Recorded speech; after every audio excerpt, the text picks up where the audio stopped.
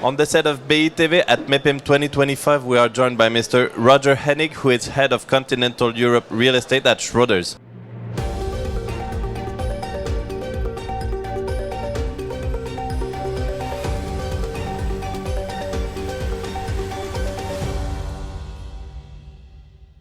Mr. Hennig, thank you for being with us on BITV. Thank you. In light of a market environment fraught with macroeconomic tensions since 2022, maybe a good way to start our conversation is how have Schroders real estate allocations toward real estate evolved?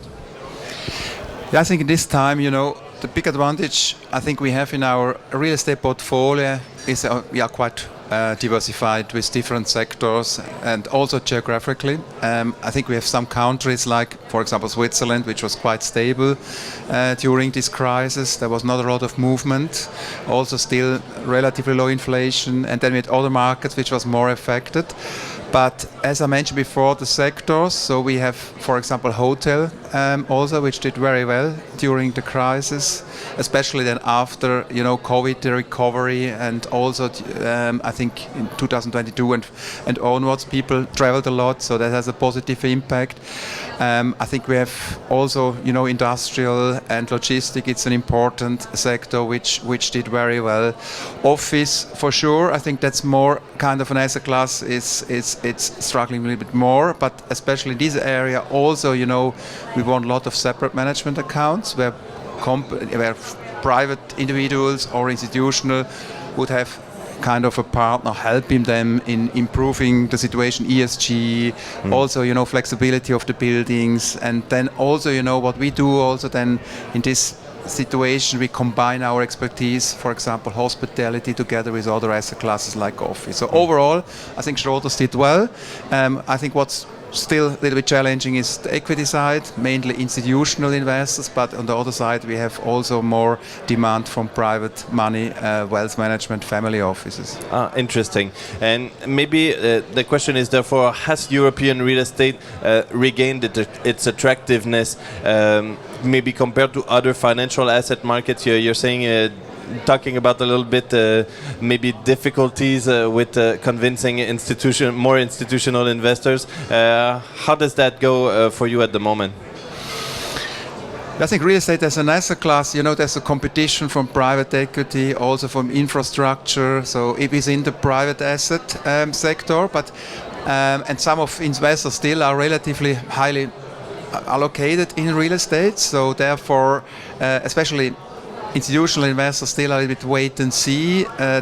They see what we saw a lot is hotel. It's a typical example, where if you have a dedicated team, we have 50 people managing about 60 hotels, 3.5 billion as under management, and they were really actively manage these hotels. You need a professional partner who manage this asset.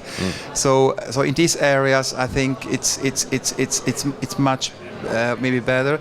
And then I think overall real estate, we have, I think, still in a diversified portfolio, real estate is an important part.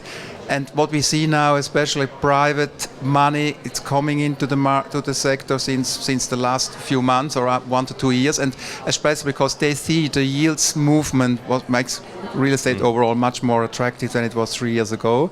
And they see also an opportunity, the private individuals or family office, to now enter the market or increase their market, because before they were outbidded from institutional investors. And then we will see what happens in the next 1 to 2 years if institutional investors start to reinvest as well. There are some positive signs. I think market pricing and the momentum, it's attractive for the different sectors and asset classes. And I think therefore we are slightly, I would say, optimistic. Maybe depending on the asset classes, but maybe also mid-term, also, for example, office. If you get 5% prime office in most markets of Europe, I think it's about 2% more than what you get 2 years ago. Yeah, obviously, yeah. Obviously, I also want to talk about France. Schroders recently sold the 4-star hotel Riviera, Marriott Hotel La Porte de Monaco. Sorry, I had to check my notes on that one. It's in Cap d'Agde, just around the corner from here in Cannes. What are the main priorities of your investment strategy pertaining to France? So France, we have it's important, very important for us. I think for Schroders, it's France next to Germany, one of the most important markets in continental Europe. We have a team of 50 people in Paris, so quite a highly dedicated and a strong team.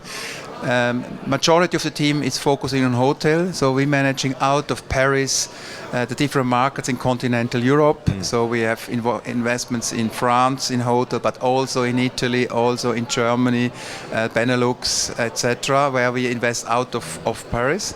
But we have also a commercial real estate team investing in office market, retail, etc. We would like to do more in living in the future also. We would like student home, for example. It's an interesting area, elderly home as well.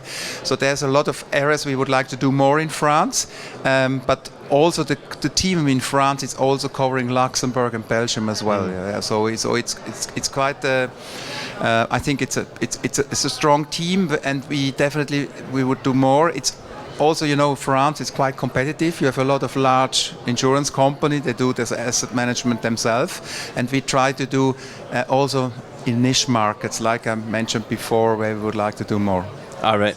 Roger, Hennig, thank you so much for taking the time to speak with us on BITV. Thank you all also for being with us. We'll see you soon on BITV at MIPIM 2025.